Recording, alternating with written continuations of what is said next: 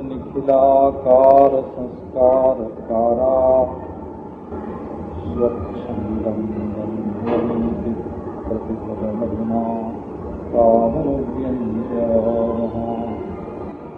परिवीतपीतवसनं घनोपमं शतपत्रपत्रसदृशायते क्षणं धृतवेणुवेणुपरिमण्डितं भवामि हृदिनोस्तु कौस्तुभूषणं महा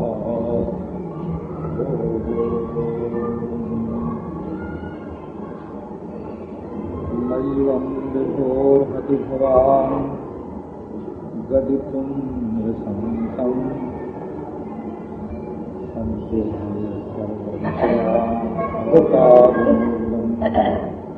भक्ता भजस्व पुरवग्रहमात्यजास्मान् देवो यथा विद्यते यत्तत्यतत्य सुहृदामनुवृत्तिरङ्ग त्रीणां स्वधर्म इति धर्मविदात्वयोक्तम् अस्त्वेवमेतदुपदेशपदे त्वयि भवान् किल बन्धुरात्मा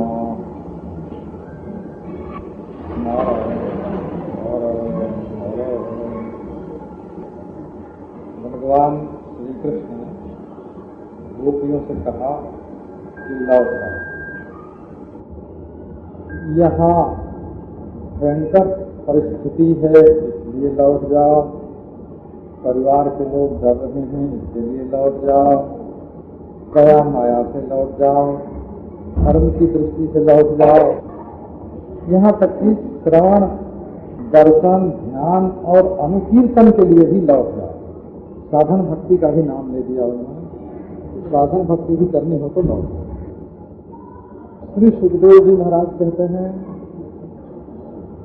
कि गोपियों का एक तो अंतःकरण शुद्ध है, इसलिए वे अर्थ की काम की अधिकारिणी सर्वथा नहीं, तदर्थ विनिवर्तित सर्व कामा, और उनके अंतःकरण में काम नहीं है, इसलिए यज्ञ जागादि रूप जो स्वर्ग साधक धर्म है उसकी भी अधिकारिणी नहीं है। तो श्री कृष्ण ने इनको धर्मोपदेश क्यों किया? बिल्कुल पूर्व मीमांसा की रीति से धर्म का जैसा ठीक निरूपण होना चाहिए, भगवान श्री कृष्ण ने वैसा ही धर्मोपदेश किया है। और श्रवण ज्ञान दर्शन कीर्तन रूप जैसी साधन भक्ति होती है वैसे ही भक्ति का भी ठीक उपदेश किया है। परंतु गोपियों को बात पसंद नहीं आई, इतना ही नहीं, ये बात सुन के उनको बड़ा दुख हुआ, और दुख शारीरिक भी हुआ और मानसिक भी हुआ। मुंह का लटकना, गर्म सांस से होठों का सूखना, पांव से धरती का विलेखन करना, आंखों से आंसू का बहना, ये सब शारीरिक दुख की अभिव्यक्ति है, शारीरिक रूप से। और उड़ दुख भरा सुमतुष्णी, ये आंतरिक दुख का वर्णन है। परंतु जब अपने प्रियतम से ही दुख मिला तो प्रियतम तो हृदय में रहेगा। दुख भी आ गया हृदय में, शरीर में दुख आ गया, मन में दुख आ गया, लेकिन इससे प्रियतम अपने हृदय से निकल गया हो सो बात नहीं है। दुख और प्रेम का विरोध नहीं है, प्रेम और द्वेष का तो विरोध है, प्रेम और दुख का विरोध नहीं है। एक ही अंतःकरण में प्रेम भी हो और दुख भी हो, दोनों बात हो सकती है, पर एक ही अंतःकरण में प्रेम भी हो और द्वेष भी हो, ऐसा नहीं हो सकता। प्रेम और द्वेष का समानाधिकरण ये नहीं है, परंतु प्रेम और दुख परस्पर विरोधी नहीं है। तो गोपियों के हृदय में आ गया दुख, परंतु दुख के साथ साथ दुख देने वाला भी आया, तो दो स्थिति हो गई ना। दुख पानी में दुख, क्योंकि वहां से क्रोध की अभिव्यक्ति होती है, और अनुरक्ता से अनुराग के रंग में रंजित है। श्री कृष्ण गोपियों के राग से रक्त हैं और गोपियां श्री कृष्ण के राग से, अनु जो राग है, अनुमाने पश्चात भावी राग, कृष्ण करते हैं गोपियों से प्रेम, उनके लिए जागृत ब्राह्मणों को दबा दिया, यज्ञ पत्नियों को अपनी ओर आकृष्ट कर दिया, गोवर्धन उठा लिया, इंद्र को तिरस्कृत कर दिया, यज्ञ जागादि की परंपरा पर भी कुठाराघात किया, वरुण लोक का दर्शन करा दिया, वैकुंठ लोक में संपूर्ण वेदों का तात्पर्य मुझमें है ये दिखा दिया। गोपियों से इतना अनुराग कि गोपियों के लिए कृष्ण ने क्या नहीं किया। भगवत धर्म के आविर्भाव के लिए उन्होंने स्मार्त धर्म पर घोर आक्रमण किया, भागवत धर्म की परिपुष्टि के लिए। परंतु जब गोपियां आई तो गोपियों का प्रेम प्रकट करने के लिए कि जरा दुनिया देखे कि प्रेम कैसा होता है। हाथ जोड़ने का नाम तो प्रेम नहीं होता है ना, पांव छूने का नाम प्रेम नहीं होता है, आने का नाम प्रेम नहीं होता है। जब अपने मन के विपरीत परिस्थिति उत्पन्न होती है समय प्रेम क्या रूप ग्रहण करता है। ये कहते हैं ये जो सोया हुआ शिव तत्व है ना हमारे हृदय में, शिव तत्व सोया हुआ है, शेते इति शिवा, सो गया है इसीलिए तो उसका नाम शिव है। तो वो स्पंदित कैसे हो? स्पंदित तब हो जब कोई उखाड़ आवे। एक आदमी का पांव लंगड़ा हो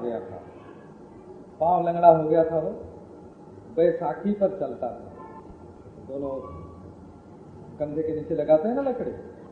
सोया हुआ था, एक दिन उसकी गाय छटपटाने लगी। उसने देखा क्या बात है, देखा एक सांप गाय को काटने के लिए पुकारे। शिव तो सोया हुआ था ही महाराज। उसने कहा हम तो गाय की रक्षा करेंगे, और उसको अपना पांव तो भूल गया कि हम लंगड़े हैं, और बैसाखी हाथ में उठा के, कंधे से नहीं लगाया, हाथ में उठा के दौड़ा सांप को मारने के लिए। जब सांप पर क्रोध आया तो सोता हुआ शिव जागृत हो गया, एकदम स्पंदित हो गया, और 2 फरलांग तक खदेड़ के सांप को ले गया, और पांव सब ठीक। देखो ये क्रोधावेश, एक वृद्ध पुरुष थे, उनका शरीर अब भोग के योग्य नहीं था, परंतु उन्होंने देखा कि एक परम सुंदरी सुकुमारी उनकी ओर प्रेमाकृष्ट हो रही है, तो उनके वृद्ध शरीर में उत्तेजना हो गई और जवानी का जोश आ गया। ये देखो, तो ये जो हृदय के भाव हैं ये दबे तो रहते हैं, सोते तो रहते हैं, परंतु जब इन पर चोट लगती है ना तो जैसे नाव फुफकार के फन उठा दे अपना, वैसे ये भाव प्रबल रूप में प्रकट हो जाते हैं। यही शिव का स्पंदित रूप है। आपको एक अपने सामने की घटना आपको सुनाता हूं। एक हमारे बड़े भक्त थे, वो कहते थे हमको भगवान का दर्शन हो, दर्शन करा दो। मैंने कहा बाबा भगवान कोई ऐसी चीज थोड़ी है कि हम कान पकड़ कर ले आवे और तुमको दर्शन करा दें। तो बोले कि तब आप नहीं करा सकते। मैंने कहा नहीं करा सकते, हम तुमको धोखे में क्यों डालें, झूठ क्यों बोले, हम नहीं करा सकते। तो बोले तब इतने दिनों तक तो हमको आप पर ही भरोसा था उसकी आँख करा देंगे। अच्छा, आज वो टूट गया। अब जो रोने लगे महाराज, तो 1 घंटा 2 घंटा 3 घंटा रोते ही रोते। स्वामी स्वरूपानंद जी थे, उन्होंने कहा कि मर जाएगा बेचारा ब्राह्मण, उसको कैसे भी बचाओ तो सही। अब मैं गया, उनका सिर हाथ में ले लिया, आंसू पहुंचने लगा। इतने में क्या हुआ कि एक आया बंदर, और आके जैसे एक हाथ ऐसे ऊपर करके खड़े होते हैं ना, वैसे आके सामने बंदर खड़ा हो गया। मैंने बंदर ही देखा और मेरे मुंह से निकला जय हो, और उनकी आंख जो खुली तो झट बंदर के सामने साष्टांग लेट गए। पीला उसका बिल्कुल लालिमा लिए हुए बाल, और वहाँ एक फल रखा हुआ था, उसको उठाया, और उनके मन में ये विश्वास जग गया कि हनुमान जी ने हमारे ऊपर कृपा कर दी। तो जब असल में मनुष्य के मन में जो भाव सोया हुआ है, वो जब स्पंद का रूप ग्रहण करता है, जब उसकी अभिव्यक्ति होती है, उसमें जब आवेश आता है, भावावेश होता है, तब वो पदार्थ का रूप भी ग्रहण कर सकता है। गोपियों के हृदय में श्री कृष्ण के प्रति क्रोध है, इसलिए कांपती हुई आवाज, और क्योंकि प्रियतम सामने है इसलिए अनुराग के रंग में रंगा हुआ हृदय, और बोलने वाली नहीं है। प्रेम की बात कहीं बोल के बताई जाती है? प्रेम की बात बोल के नहीं बताई जाती है। प्रेमाद्वयो रसिकयोरपि हृद्वेश्म भासयति निश्चलयेश भाति द्वारादयं वदनतस्तु विनिर्गतश्चेत निर्याति शांतिमथवा लघुतामुपैति। प्रेम मुंह के दरवाजे से निकला और या तो शांत हो जाएगा, दिया बुझ जाएगा, या तो डामाडोल हो जाएगा, क्षीण हो जाएगा, ज्योति क्षीण हो जाएगा। गोविंद पर गोपियां बोलने वाली थोड़ी हैं, वो तो प्रेम को गुप्त रखने में समर्थ हैं, इसीलिए उनका नाम गोपी है, गोपिका है। यहाँ तक कि कृष्ण के कृष्णत्व को भी वो गुप्त रखते हैं। कंस के किसी कर्मचारी को पता न चलने पावे कि कृष्ण कौन है, बोले तो चोर है, तो जार है। गोपिका गोपनशीला है, गोपन करते हैं। तो प्रेम की बात कहीं बोल के थोड़ी कही जाती है। प्रेम की बोली भौहों में रहती है, प्रेम की बोली आंखों में रहती है, प्रेम की बोली होठों में रहती है, प्रेम की बोली चाल में रहती है, प्रेम की बोली हाथ में रहती है, प्रेम की बोली मुस्कान में रहती है, प्रेम की बोली चितवन में रहती है। प्रेम तो रोम रोम से बोलता है, उसमें जीभ हिलाने की क्या जरूरत। परंतु जब प्रबल प्रेम उदय होता है हृदय में, तो रोकने पर भी जीभ नहीं रुकती है। शोके शोभे हृदयम प्रलापैरेव धार्यते पूरो पीडे तडागस्य परिवाह प्रतिक्रिया।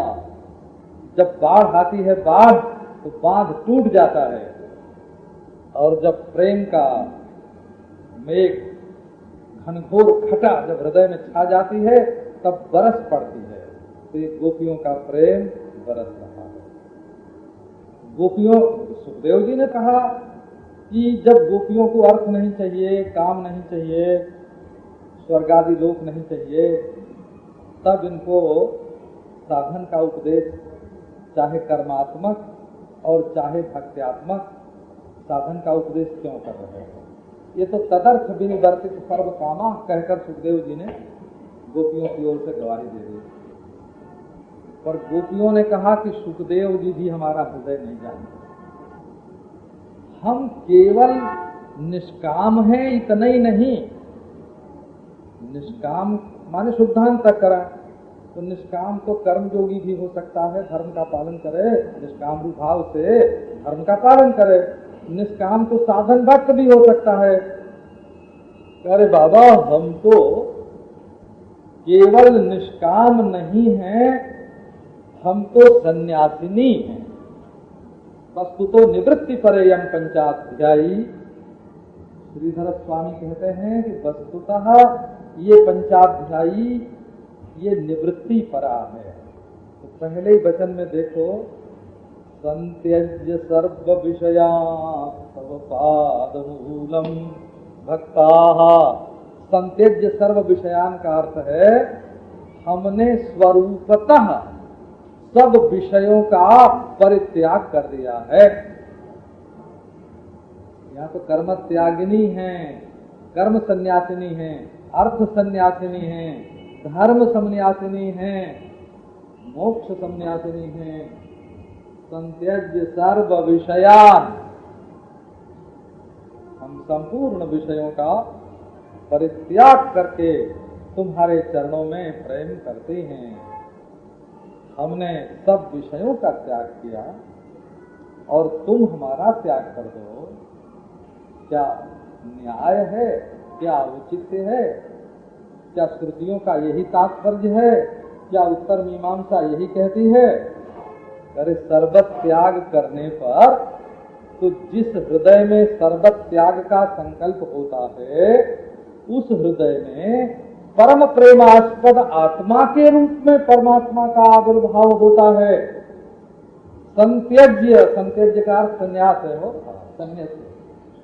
हम तो सम्यक त्याग करके आई हैं। कहाँ का? तव पाद मूलम भक्ता, तुम्हारे चरणों में, पादमूल में। टीकाकार कहते हैं कि यहाँ पाद में कमल का आरोप न करके पादाब्जम, पाद पद्मम, पादारविंदम ऐसे न कह के गोपियों ने कहा कि बाबा हम तो समझते थे कि तुम्हारे पांव थिरकने लगेंगे, हमको देखते ही तुम प्रेम से नाचने लगोगे, और ये तो जैसे किसी पेड़ की जड़ माटी में गड़ गई हो ऐसे मूलवत पादमूलम, हमको देख के तुम्हारे पांव नचे नहीं, थिरके नहीं, तुम्हारे मुकुट में लटकन नहीं आई, तुम्हारे कुंडल में चटकन नहीं आई, तुम्हारे मुख पर मुस्कान नहीं आई, तुम्हारे नेत्रों में चितवन नहीं उभरी, तुम्हारे पांव में थिरकन नहीं आई। अरे ये तुम्हारे पांव हैं कि किसी पेड़ की जड़ हैं? पादमूला, बड़े कठोर हैं, धरती में धंसे हुए। अरे प्रेमी लोग बात करते हैं तो बड़े मजे की बात करते हैं। संरंभ गदगद गिरो पूर्वतानुरक्ता। इसमें अनुराग ये है कि वो श्री कृष्ण को ही अपने साथ नृत्य करने का प्रणय निमंत्रण दे रहे हैं, रसास्वादन के लिए आमंत्रित कर रहे हैं। हम तुमको रस देंगे, ये तो है अनुराग। और बोलने की जो शैली है वो संरंभ गदगद गिरा पादमूलम। भक्ता का अर्थ कल आपको बताई दिया कि जैसे भोग लगा दिया काय का चावल पका के, भज्यते स्मय की भक्ता, भक्त माने भात, चावल मूसल से कूटा गया, गर्म पानी में पकाया गया, बिल्कुल उज्जवल निर्मल हो गया, कोमल हो गया, कणिका रहित हो गया, तद्वती बन करके गोपियां आई हैं। ये सिद्ध तंदुल हैं, सिद्ध तंदुल। और श्री कृष्ण दध्योदन प्रिय, भोजन प्रिय। भक्ताः भजस्व, भजस्व का अर्थ है कि देखो जब तक चखते नहीं हो ना, तुमको मालूम नहीं है कि ये भात कितना मीठा है, कितना मधुर है, कितना सुंदर है, तुमको मालूम नहीं है।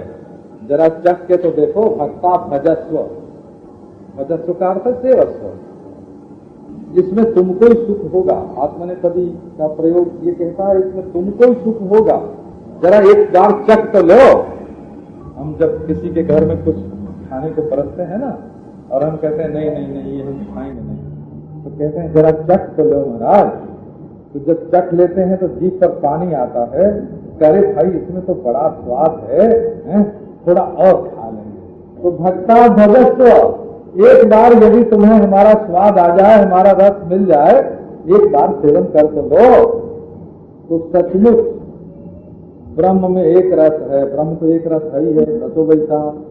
और यहाँ हो जाएगा रास, रसानाम समूह, ब्रह्म में तो एक रस है और यहाँ तो रस ही रस, रस ही रस, लो खट रस, लो नव रस, लो 10 रस, लो 12 रस, लो 14 रस, रस ही रस हो जाएगा। फिर तो कहोगे और भजस्व, जरा चख के देखो तो। मैवं विभोर हति भवान गदितुम नृशंसम संत्यज्य सर्व विषयान् तव पादमूलम भक्ता। भक्ता की 2 व्याख्या है। एक संत्यज्य सर्व विषयान्, ये भक्ता की व्याख्या है, और तव पाद मूलम भक्ता, ये भी भक्ता की व्याख्या है। भंजो आमर्दने भंजनम भक्ति, सारे विषयों का संभार कर भंजन करके आई है हम, कोई ऐसी थोड़ी नहीं। भंजनम भक्ति, भक्ति ही अस्ति आसाम इति भक्ता अस्मान। सब विषयों को रौद के आई है, कुचल के आई है। अर्थ कुचल दिया, काम कुचल दिया, परिवार के लोगों को कुचल दिया, कुछ ख्याल नहीं महाराज। गोविंदापहृतात्मानो नन्यवर्तन्त मोहिताः, ऐसी मुग्ध की नहीं लौटी, नहीं लौटी, नहीं लौटी, मुग्ध होकर आई हैं। तो संत्यज्य सर्व विषयान, ये भक्त का एक अर्थ है। और पादमूलम भक्ता, ये दूसरा अर्थ है। भज सेवाया, भजनम भक्ति, भक्ति ही अस्ति आसाम इति भक्तास्ताः भक्ताः अस्मान्। अरे बाबा, तुम्हें सुख देने के लिए न सही, हम स्वयं ही सुख लेने के लिए आई हैं। तो कोई भूखा प्यासा अपने घर में आ जाए तो उसको यूं बैरंग वापस किया जाता है कहीं? हम भक्तिमती हैं। भक्ता का अर्थ है हम भक्तिमती हैं। भक्ति ही अस्ति आसाम भक्ता। हमारे हृदय में भक्ति है। भक्ति है माने प्रीति पूर्वक सेवा है। अपना कोमल कोमल हृदय, मक्खन की तरह कोमल का हम चाहते थे कि थोड़ी सी इसमें श्री कृष्ण की माधुरी मिल जाएगी। मिश्री है ना, मक्खन तो हमारे पास है। ये हमारा जो कोमल कोमल हृदय है, ये तो मक्खन है। और इसमें तुम थोड़ी सी अपनी प्रेम की मिश्री मिला दोगे तो ये तुम्हारे खाने लायक हो जाएगा। माखन मिश्री का भोग लग जाएगा हमारे दिल का तुमको। इसके लिए हम भक्त होकर के तुम्हारे पास आई थी, परंतु तुमने वो रस मिलाना इसमें बंद कर दिया। तुम्हें चाहिए था रस डालना। ये तो योग से ही रस की उत्पत्ति होती है ना, योग से रस की उत्पत्ति होती है। ये भक्ति जो है ना, ये भक्ति सामरस्य है। वृंदावन में भक्ति को एकांगी नहीं मानते हैं। जानहु राम कुटिल करि मोही, लोग कहो गुरु साहिब द्रोही। सीताराम चरण रति मोरे, अनुदिन बढ़ो अनुग्रह तोरे। ये क्या है? इसका नाम है एकांगिनी भक्ति हो। वो जाने चाहे न जाने, वो समझे चाहे न समझे, लोग चाहे कुछ कहें, हमारे हृदय में प्रेम बना रहे। जलद जन्म भरि सुरति विसारो, जाचत जल पविपाहन जारो। बादल कभी याद न करे और हम मांगे उससे पानी और वो बरसे ओला पत्थर, लेकिन चातक रटनी रटे घट जाई, बढ़े प्रेम सब भांति भलाई। चातक का प्रेम तो बढ़ेगा कि ये है एकांगिनी प्रीति। और वृंदावन में एकांगिनी प्रीति तो नहीं। बोले नहीं, ये तो श्री जीव गोस्वामी जी महाराज ने इसकी मीमांसा की है। प्रेम कैसे बढ़ता है, हमारे हृदय में प्रेम कैसे बढ़े? बोले प्रेम को देखकर प्रेम बढ़ता है, पानी को देखकर पानी बढ़ता है। दोनों ओर का प्रेम होगा तो दोनों ओर का प्रेम बढ़ेगा, एक ओर का प्रेम नहीं। राधा का प्रेम श्री कृष्ण पर कितना, जितना कृष्ण का है उससे अनंत गुना। कृष्ण का राधा पर प्रेम कितना, जितना राधा का है उससे अनंत गुना। 2 चकोर 2 चंदा। हम तुम एक कुंज के सखा। ब्रजवासी वर्णन करते हैं कि चकोर बेचारे को प्रेम का क्या पता है, उसको तो सिर्फ पीना आता है, पिलाना तो आता ही नहीं। तो बोले चंद्रमा को प्रेम का पता क्या, उसको पिलाना तो आता है पर पीना तो आता ही नहीं है। तब प्रेम का स्वरूप कब प्रकट होगा, जब चकोर चंद्रमा हो जाएगा और पिलाने लगेगा, और जब चंद्रमा चकोर होकर पीने लगेगा।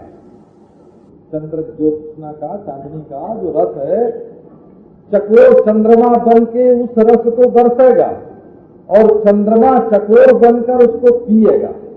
जब दोनों में अदला बदली होगी, जब चंद्रमा चकोर हो जाएगा और चकोर चंद्रमा हो जाएगा, और फिर चकोर चंद्रमा होगा, फिर चंद्रमा चकोर होगा, फिर चंद्रमा चकोर होगा, फिर चकोर चंद्रमा होगा, ऐसे महाराज तब क्या होगा, तब मालूम होगा, है ना, दो चकोर दो चंदा, जो चकोर चंदा हो जावे, जो चंदा चकोर हो पीवे।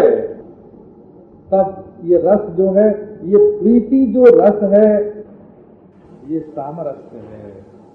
भक्ता भजस्व, देखो दोनों पर ध्यान दो, भक्ता एक ही धातु है। भक्ता भजस्व, हम भजन से बनी हैं, हम तुम्हारा सेवन करते हैं, और भजस्व तुम भी हमारा सेवन करो।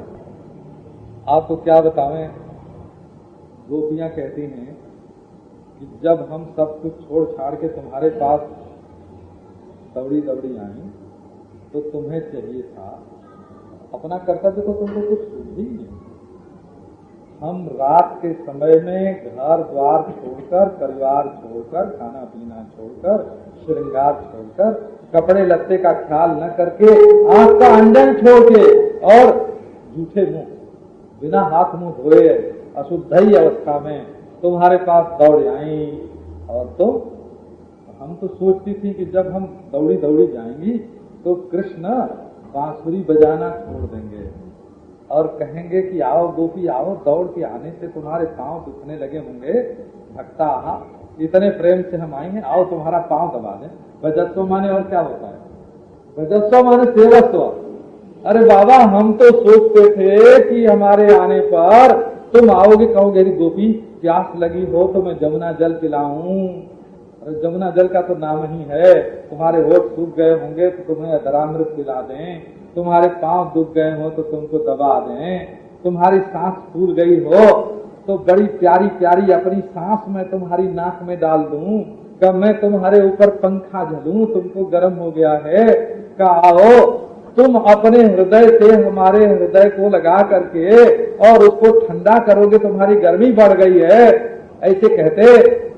तो ये सब कुछ नहीं और उल्टे बोलते हो, लौट जाओ।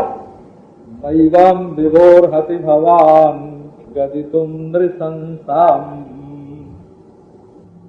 अच्छा कहो भाई, अरे गोपियों माफी मांगता है, हमें तुम्हारा इतना प्रेम है इसका पता नहीं था, इसलिए मैंने कहा कि लौट जाओ। तो कहते हैं विभो, प्राणनाथ, हृदयेश्वर, प्राणेश्वर, हमारी रग रग में समाये हुए, हमारे सांस सांस की गिनती जानने वाले, हमारे नख से लेकर शिखा तक तुम ही तुम जानते हो कि त्वदेक जीवना वयम, तुम ही हमारे जीवन हो, त्वद आयुषो वयम, तुम ही हमारी आयु हो, तुम जानते हो। तो अनजान में तुमने कहा कि लौट जाओ, ये बात तो हम नहीं मान सकते। अब बोले गोपियों सचमुच हम ग्वाले तो है ना, हमको गाय चराना आता है, गोपी चराना तो मैंने सीखा नहीं। तो बोलती हैं भवान भानी नक्षत्र तद्वा, आप तो चंद्रमा हैं, तो चंद्रमा क्या तारों को नहीं पहचानते हैं? चंद्रमा के चारों ओर तारा मंडल रहता है, भवान भांति इति भानी नक्षत्राणि तद्वान, चंद्रमा चमकता हुआ चंद्रमा, ज्योत्सना बिखेरता हुआ चंद्रमा, रस वर्षा करता हुआ चंद्रमा, और वो कहे हम तारा मंडल को नहीं पहचानते हैं और तुम चंद्रमा हो तो गोपियां तुम्हें चारों ओर से घेर करके तुम्हारी चमक में चमकने वाली, इसीलिए सूर्य रात नहीं कर सकते हो। सूर्य के प्रकाश में तो तारा मंडल दिखते ही नहीं है, सूर्य रात नहीं कर सकते, चंद्रमा ही रात कर सकता है। चंद्र वंशोत्पन्न, चंद्र कुलपति, श्रीमद् भागवत में श्री कृष्ण के लिए कुलपति शब्द का प्रयोग है, कुलपति। गोपियों के साथ तो तुम ही रास कर सकते हो, जानते हो। तो इतने रसवर्षी होकर हमारे रग रग में, नस नस में, प्राण प्राण में, कण कण में व्याप्त रहकर, और तुम ऐसी बात बोलते हो, नृशंसो घातुके क्रूरे, इतना कठोर, इतना हिंसक, ऐसे बोलते हो। लौट जाओ, तुम्हारी जीभ से तो फट से निकल गया, और ये सुन करके हमारे प्राण नहीं निकले। तुमने अपनी ओर से कुछ बाकी नहीं रखा, हम तो मर गए हैं। स्वदुरवग्रह, हमको मालूम है हठीले, दुर्वग्रह, दुर्वग्रह माने हठीले, दुराग्रह। दुर्वग्रह माने स्वयं रसदर्शी मेघ होकर रस वर्षा में प्रतिबंध डालने वाले, वृष्टि प्रतिबंधे। मां त्यजास्मां देवो यथादि पुरुषो भजते मुमुक्षून्। देखो, कहीं प्रेम में दैन्य संचारी भाव आता है, कहीं भावावेश हो जाता है, कहीं भावों का मिश्रण हो जाता है, कभी मुग्धता आ जाती है, कभी मान आ जाता है। मां त्यजास्मान, गोपियां जितनी हैं उतने भाव हैं और उतने ही प्रकार के भावों का प्रकाश है। स्वदुरवग्रह, हम जानते हैं, उदार चूड़ामणि हो तो उदार चूड़ामणि। कोई मेहमान आ गया हो भोजन के बाद, पत्नी ने अभी खाया नहीं था, पति खा चुका था, पत्नी ने खाया नहीं, और आ गया मेहमान। तो पतिदेव ने क्या किया कि पत्नी के हिस्से का जो भोजन बचा हुआ था घर में पत्नी के खाने के लिए, वो झट उठा के ले गए और बाहर से आने वाले मेहमान को खिला दिया। पत्नी को बुरा लगा, उसने कहा हमको भूखा रख दिया और मेहमान को खिला दिया। तो वो जरा मुंह फुला के बैठ गई। मुंह फुला के बैठ गई तो जब मेहमान खा पी के चले गए, तब पतिदेव पत्नी के पास गए। बोले कि देखो, वो तो पराया आदमी था, एक दिन के लिए आया था, बिना खिलाए उसको भेज देता तो हमारी तुम्हारी कितनी बेइज्जती होती है। और तुम तो अपनी हो, आज भूखे सो जाओ, कल सवेरे ही जलपान बनने देना, बादाम का हलवा बनेगा कल सवेरे, हम दोनों मजा लेंगे उसका। बोले भाई, इसका नाम है स्वदुरवग्रह, स्वजन निष्ठुर। पराये के साथ उदारता बरती जाती है, पराये को खिला दिया जाता है और अपने को भूखा रख लिया जाता है। तो हमें ये तुम्हारी आदत मालूम है, स्वदुरवग्रह, भक्ता भज स्वदुरवग्रह मां त्यजास्मां। पर एक बात है, अनिष्टाशंकिनी बंधु हृदयानी भवंती, कि जो तुमने लौट जाओ कह दिया अपने मुंह से, प्रतियात ततो गृहान, तो कहीं सचमुच तो नहीं कह दिया। हम जानते हैं, दिल तो कहता है कि तुम सचमुच हमें लौटने के लिए नहीं कह सकते, परंतु कह दिया तो कहीं सच्ची बात ना हो। मां त्यजास्मां, हमें मत छोड़ो। जब आत्मीयता का भाव आता है कि कृष्ण मेरे हैं, तब डांटती हैं, और जब अनिष्ट की कल्पना होती है कि कहीं हमको छोड़ न दें, कहते छोड़ देंगे तो हम मर जाएंगे, उसमें क्या बात है, क्या मुश्किल है, 2 कौड़ी के शरीर में क्या रखा है, छोड़ देंगे तो हम मर जाएंगे। तो गोपी के मन में आया कि हम मर जाएंगे तो इनकी क्या हालत होगी। अभी तो कह देते हैं कि लौट जाओ, और हम मर जाएंगे तब तो ये सिर पीटेंगे, रोएंगे, बड़े दुखी होंगे। बोले मां से जा, देखो हम तुम्हारी भलाई के लिए तुमसे हम ही बोलती हैं, हमें मत छोड़ो, हमें छोड़ के तुम सुखी रहोगे, इसकी कल्पना हमारे हृदय में नहीं है। हमारे बिना तुम सुखी रह ही नहीं सकते। अगर हम तुम्हारे बिना सुखी नहीं रह सकती तो तुम भी हमारे बिना सुखी नहीं रह सकते। मां तेजात्मा देवो यथादि पुरुषो भजते मुमुक्षून्।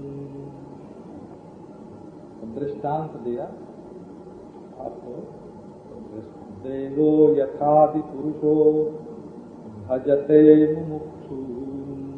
ये भगवान की जगह पर तो देवा है और विभु की जगह पर आदि पुरुष है। और मुमुक्षून और अमुमुक्षून दोनों प्रकार का पदच्छेद है। देवो यथादि पुरुषो भजते अमुमुक्षून। आदि पुरुष देव, आदि पुरुष माने पुरुषोत्तम। गीता का जो पुरुषोत्तम है वो आदि पुरुष है। क्षर और अक्षर दोनों का आदि वही है। क्षर पुरुष और अक्षर पुरुष और पुरुषोत्तम तीन होते हैं। सपुरुषः अयम पुरुष, दोनों का आदि कौन है? अहम पुरुष। ये उत्तम पुरुष है, इसका नाम पुरुषोत्तम है। वो त्वम क्षर है, तत् अक्षर है और अहम पुरुषोत्तम है। उत्तम पुरुष है वो पुरुषोत्तम को। ये तो परोक्ष प्रिया वही देवा परोक्षेण प्रत्यक्ष द्वेषा। उत्तम पुरुष को पुरुषोत्तम कह दी। पुरुषोत्तम आदि पुरुष पुरुषोत्तम। पुरुषोत्तम का ये स्वभाव है। तुम अपना स्वभाव भूल गए हो। ऐसा लगता है कि जब बांसुरी बजाने लगे और हम गोपियों की याद कर करके एक एक का नाम लेने लगे तो हम गोपियों का नाम लेते लेते और हमारे रूप का स्मरण करते करते तुम अपने आदि पुरुषत्व को भूल गए कि हम पुरुषोत्तम हैं। भूल गए। तो जब अपने पुरुषोत्तमत्व को, आदि पुरुषत्व को तुम भूल गए तो तुम्हारे स्वभाव का भी विस्मरण हो गया। तो क्या स्वभाव का विस्मरण हुआ? तो पुरुषोत्तम का स्वभाव ये है कि उनके पास आके कोई कहे कि धन दो तो लक्ष्मी जी की ओर इशारा करते हैं, दे दो इसको।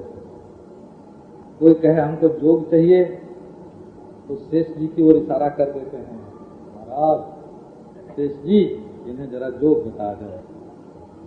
और महाराज कोई काम चाहे तो जरा सा मुस्कुरा देते हैं।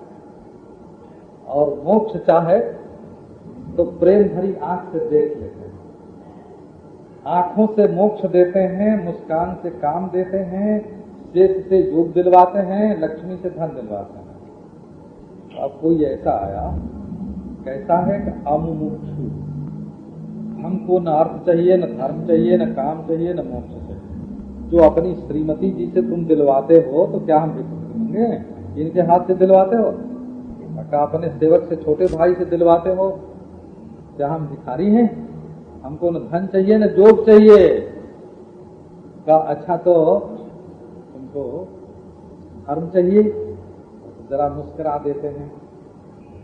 अच्छा लो। का अच्छा काम चाहिए, जरा मुस्कुरा दिए। ज्ञान चाहिए, मोक्ष चाहिए, जरा प्रेम की आंख से देखा, उनकी आंखों से गया, उनका झरना बह गया। उसने कहा ये सब हमको कुछ नहीं चाहिए। तो बोले तुमको तब चाहिए क्या? कहा हम अमुमुक्षु हैं, अमुमुक्षु, हमको कुछ नहीं चाहिए। हम यही चाहते हैं कि हम तुमको छोड़ के न जाएं। ये मुमुक्षु जो होता है ना, वो भगवान को तलाक देने का कागज अपने जेब में रख के भगवान से मिलने के लिए जाता है।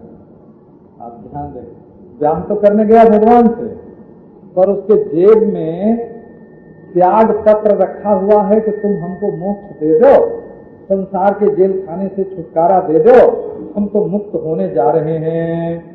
तो त्याग पत्र हो महाराज, तलाक देने की चिट्ठी तो पहले से ही लिख के, दस्तावेज तो पहले से ही जेब में छोड़ा है और गया है भगवान से मिलने। तो भगवान कहते हैं भाई हमको पता है तुम्हारे जेब में क्या रखा है, तुम मोक्ष चाहते हो ना, छुटकारा। अच्छा जाओ, तुम्हें मोक्ष देते हैं, अब हमारे पास कभी मत आना, एक ही बार दे देते हैं, फिर मत आना। लो, लेकिन कोई ऐसा प्रेमी पहुंच गया जो मुमुक्षु नहीं है, अमुमुक्षु है। उसने कहा हम कभी नहीं छोड़ेंगे तुमको, हमें अर्थ नहीं, धर्म नहीं, काम नहीं, मोक्ष नहीं, योग नहीं, भोग नहीं। क्या चाहिए? हमको तो तुम चाहिए, तुम्हारे सिवाय और कुछ नहीं चाहिए। अब भगवान ने कहा कि ये तो हमको छोड़ के जाना ही नहीं चाहता, तो अब क्या करें? तो भगवान बोले कि अच्छा भाई ऐसा आया तो इसका सारा भार अपने ऊपर ही लेना पड़ेगा ना, इसके रहने का। तो बोले कि कहीं दूसरे कमरे में ठहरा दें और वहाँ पंखा न चले, रोशनी न हो तो इसको बड़ी तकलीफ। तो बोले आओ आओ हमारे कमरे में ठहर जाओ। तब बोले भाई कोई दूसरा खाने पीने का ध्यान रखे कि नहीं? कहा हमारी थाली में ही बैठ के खा लो। कहीं नींद लेने की ठीक जगह न मिले तो बोलो आओ आओ हमारी चारपाई पर ही सो जाओ। तो भजते, भजते माने क्या होता है? भजते माने सेवते। यदि वो धन चाहता तो धन लक्ष्मी से दिलवा के विदा कर देते, यदि वो जोग चाहता तो शेष जी से बतवा देते, यदि वो धर्म चाहता तो मुस्कुरा कर दे देते, ज्ञान चाहता तो चितवन से दे देते। वो तो कहता हम तुमको नहीं छोड़ेंगे। तो बोले भाई ये तो हमको छोड़ता नहीं, तो इसके संभालने की, खिलाने की, पिलाने की, रखने की, सुख की, सुविधा की अब सारी सेवा हमको लेनी पड़ेगी ना। तो भजते मुमुक्षु, जो भगवान को छोड़कर नहीं जाना चाहता, भुक्ति मुक्ति स्पृहा यावत पिशाची हृदय वर्तते तावत भक्ति सुखस्यात्र कथम अभ्युदयो भवे। जब तक भुक्ति मुक्ति स्पृहा जावत पिशाची हृदय वर्तते, भुक्ति मुक्ति स्पृहा जावत, जब तक भोग और मोक्ष की स्पृहा है भगवान कह देंगे जाओ तुमको भोग की सामग्री देते हैं, मोक्ष बोले जाओ ज्ञान देते हैं, अविद्या निवृत्ति से उपलक्षित तुम्हारा आत्मा ही मोक्ष स्वरूप है। अरे तुम तो नित्य शुद्ध बुद्ध मुक्त हो ही।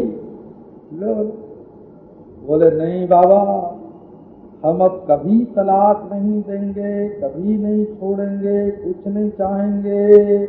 बोले कि तब आओ अब हम तुम्हारी सेवा करेंगे। भजते देवो यथा पुरुषो भजते मुमुक्षु। अब इस श्लोक का और भाव जो है वो कल सुना।